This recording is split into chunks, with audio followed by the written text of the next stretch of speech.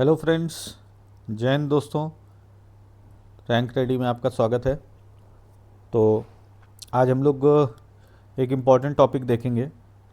ठीक है, ये एग्ज़ाम के पॉइंट ऑफ व्यू से इकोनॉमी के सेक्शन के लिए बहुत ही इम्पॉर्टेंट है। ठीक है, जीएसटी 2.0। जीएसटी से मेंस में क्वेश्चन डेफिनेटली आते रहते हैं। ठीक है, लास्ट ईयर जीएसटी से कई क्वेश्चंस कई स्टेट पीसेस में आए हैं। तो इसलिए जो है और यूपीएससी का तो ये हॉट टॉपिक है ही। इसको देखते रहिएगा, इसका इम्पैक्ट, इसके ओरिजिन क्या है। ठीक है, क्या कैस्केडिंग इफ़ेक्ट्स क्या होते हैं। ठीक है, सारी चीज़ें आप लोग ये प्रीलिम्स और मेंस दोनों के पॉइंट ऑफ व्यू से बहुत इंपॉर्टेंट है। ठीक है, चलिए तो शुरू करते हैं। All about GST 2.0। तो हिस्टोरिकल ट्रेजेक्ट्री देखें जीएसटी का इंडिया में। तो प्री जीएसटी एनवायरनमेंट क्या था? एक ऐसा टैक्स स्ट्रक्चर था, इनडायरेक्ट टैक्स स्ट्रक्चर था, जिसमें मल्टीपल टैक्सेस थे। Excise duty, service tax, VAT, value added tax, CST, central sales tax और entry tax, octroi, luxury tax, entertainment tax, बहुत सारे अराउंड 18 टैक्सेस थे। ठीक है, तो ये एक कॉम्प्लेक्स इनडायरेक्ट टैक्स सिस्टम था। ठीक है, एक टैक्स लगने के बाद दूसरा टैक्स लगता था, तीसरा लगता था। ठीक है, तो चीज़ें महंगी हो जाती थी। टैक्स स्ट्रक्चर इतना कठिन था कि टैक्स अथॉरिटीज़ को भी समझने में दिक्कत हो रही थी। तो ये एक बहुत ही मतलब एक ख़राब सा एक कॉम्प्लेक्स सिस्टम था। ठीक है, अब इससे क्या जो है प्रॉब्लम क्या थी कि इंटरस्टेट फ्रिक्शन बहुत ज़्यादा हो गया था। ठीक है, एक स्टेट में कोई टैक्स लगा है, दूसरे स्टेट में वो टैक्स नहीं है। ठीक है, यहाँ पे वो चीज़ महंगी है, यहाँ पे वो चीज़ सस्ती है। ये स्टेट कहता था कि आप यहाँ ये टैक्स क्यों लगा रहे हैं।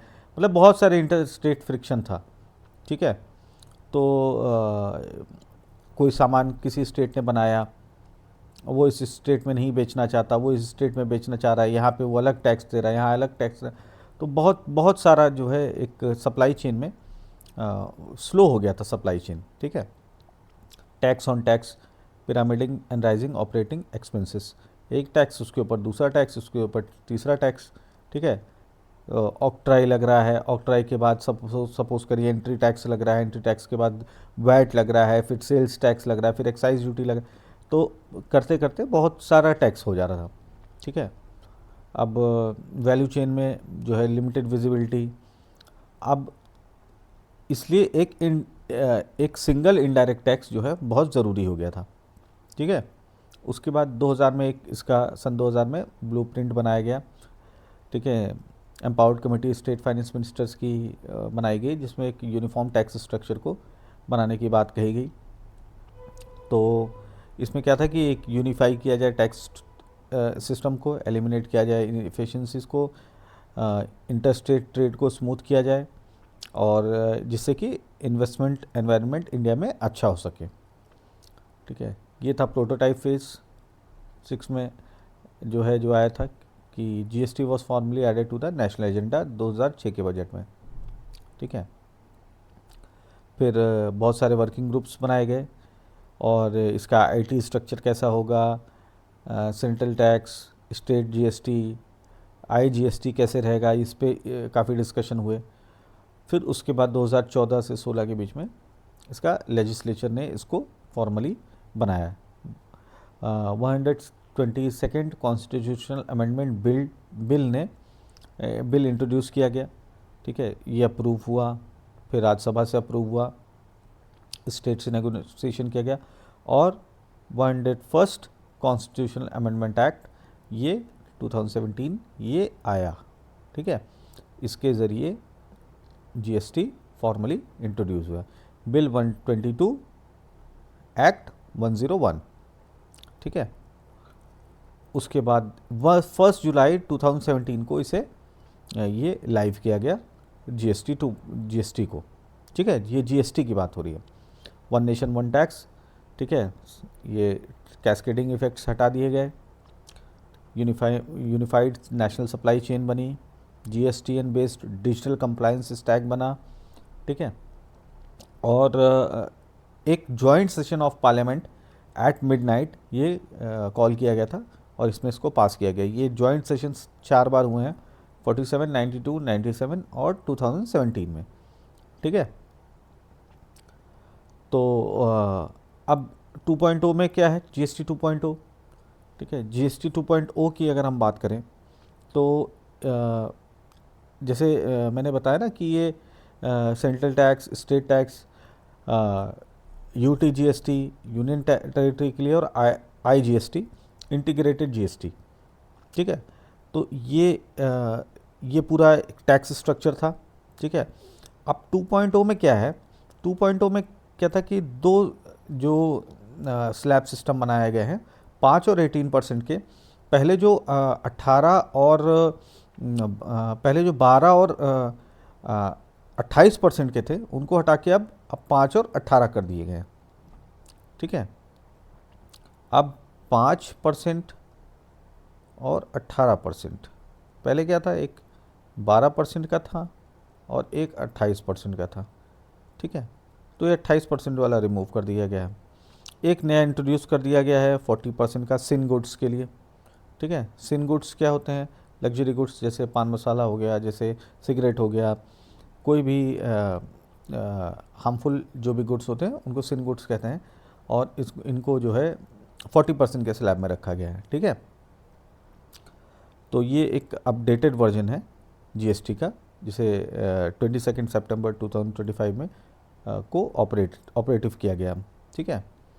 टैक्स स्ट्रक्चर को सिंप्लीफाई किया गया है, ट्रांसपेरेंसी बढ़ गई है, और कॉस्ट ऑफ कॉमन गुड्स और सर्विसेज ये घट गई है, ठीक है। ये रेट चेंजेस हैं, जो नए रेट चेंजेस आए हैं कई सारे, ये ओल्ड जीएसटी में था और ये न्यू जीएसटी में जो आए हैं। लाइफ इंश्योरेंस और हेल्थ इंश्योरेंस को 0% कर दिया गया है। डेली एसेंशियल्स को 5% तक ले आया गया है, जो कि पहले 12 और 18% में थी। तो मोस्टली जो कंज्यूमर गुड्स थे वो 5% में आ गए हैं या 12% में आ गए हैं, ठीक है। तो इससे क्या हो गया है कि काफ़ी जो है चीज़ें जो है सस्ती हो गई हैं, ठीक है। ये नया स्लैब है, ये आप देखेंगे, ये 3 मेन रेट आ गई, 5%, 18% स्टैंडर्ड गुड्स सर्विसेज और 40% लग्जरी सिन गुड्स के लिए, ठीक है। अब ये सारा है। अच्छा, इसमें जीएसटी काउंसिल की भी मैं बात बताऊंगा, नेशनल एंटी प्रॉफिटेरिंग एजेंसी की मैं बात अभी आपको बताऊंगा, ठीक है। इसमें जो है किन किन लोगों के लिए अच्छा है, हाउस होल्ड्स और कंज्यूमर्स के लिए, एफएमसीजी प्रोडक्ट्स के लिए, स्मॉल एंड मीडियम बिजनेसेस के लिए यानी एमएसएमईज़ के लिए। तो एमएसएमईज़ के लिए क्या है कि अब क्योंकि इनकम टैक्स ये जो है कंप्लायंस आसान होगा, और इनके जो इनपुट टैक्स क्रेडिट, आईटीसी जो है इनपुट टैक्स क्रेडिट, इनको आसानी से मिलेगा और फास्टर रीइंबर्समेंट होगा। तो इससे क्या होगा कि कैश फ्लो जो है स्मूथ हो जाएगा, ठीक है। अब मैन्युफैक्चरिंग और प्रोड्यूसर्स के लिए भी जो है आसान हो जाएगा, reduce cost accumulation by taking advantage of corrected inverted duty structures, ठीक है। तो अभी भी इसमें थोड़ी इन्वर्टेड ड्यूटी की प्रॉब्लम है। जैसे इन्वर्टेड ड्यूटी स्ट्रक्चर क्या होता है, जैसे सपोज करिए बाइसिकल 5% पे टैक्सड है, ठीक है, लेकिन बाइसिकल के पार्ट्स जो हैं वो 12% पे और 18% पे टैक्सड हैं, ठीक है। तो जो रॉ मटेरियल है वो 18% है, लेकिन जो फाइनल प्रोडक्ट है वो 5%। इसे इन्वर्टेड ड्यूटी स्ट्रक्चर कहते हैं, ठीक है। तो ये है लग्जरी प्रोडक्ट्स 40% पे हो गए हैं, जो कि अच्छा है, और ट्रांसपेरेंसी बढ़ गई है, सिंप्लिसिटी बढ़ गई है, डिमांड बढ़ेगी। इससे अराउंड 48,000 करोड़ का नुकसान होने की, जो टैक्स कलेक्शन में नुकसान होने की संभावना है। लेकिन इकॉनमी में क्योंकि परचेजिंग पावर बढ़ जाएगी, क्योंकि लोगों को चीज़ें अब सस्ती मिलेंगी, तो ये है कि इससे जो है कंज्यूमरिज्म को बढ़ावा मिलेगा, ठीक है। लोग अब ज़्यादा स्पेंड करेंगे। तो later on in the larger picture ये क्या है कि इकॉनमी के लिए बहुत फ़ायदेमंद होगा, ठीक है। ट्रेडर्स एसएमईज को फ़ायदा होगा, अब क्या है, things you should know as a business और कंज्यूमर, ठीक है। द टाइप ऑफ प्रोडक्ट्स और services, essential, standard, luxury. Essential, standard और लग्जरी 5%, 18%, 40%, ठीक है, ये है। अब अगर हम लोग जो मैं आपसे बात कह रहा था कि जीएसटी काउंसिल या नेशनल एंटी प्रॉफिटेरिंग एजेंसी की हम लोग अभी बात करते हैं, ठीक है। तो इसमें ये जो एक बहुत इम्पॉर्टेंट बात है कि goods and services tax appellate tribunal, इसको ऑपरेशनल किया जा रहा है, ठीक है।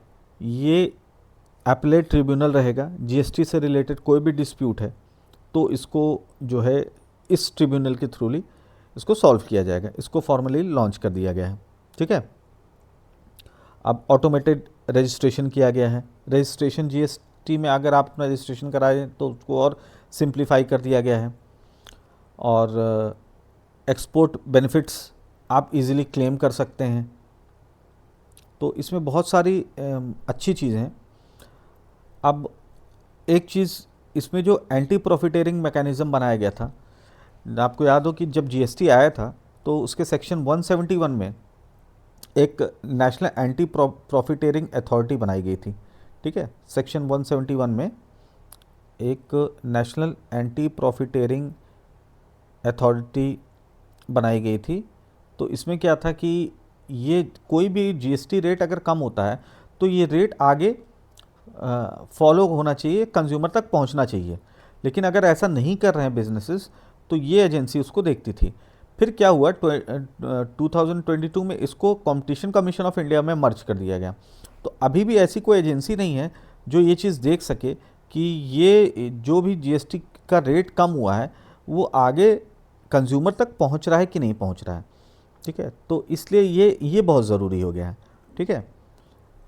और क्योंकि अब इनपुट टैक्स क्रेडिट भी क्लेम करना वैसे तो आसान है, लेकिन अब क्योंकि कंपनीज़ को मिलेगा नहीं, क्योंकि कई ऐसे गुड्स हैं जिस पे ज़ीरो रेट है, 0% टैक्स है, अब टैक्स ही ख़त्म हो गया। तो इनपुट टैक्स क्रेडिट अब जो पहले कंपनीज क्लेम कर लेती थी अब उन्हें नहीं मिलेगा, ठीक है। जीएसटी काउंसिल की बात करें अगर, तो आर्टिकल 279A में जीएसटी काउंसिल की बात है। ये एपेक्स डिसीजन मेकिंग बॉडी है जीएसटी की, ठीक है। ये जीएसटी काउंसिल जो है ये एपेक्स डिसीजन मेकिंग बॉडी है और ये आर्टिकल 279A में है। और इसमें क्या है कि इसमें सारे जो भी सेंट्रल गवर्नमेंट को 1/3 शेयर है, वोटिंग से सारी चीज़ें डिसाइड होती हैं।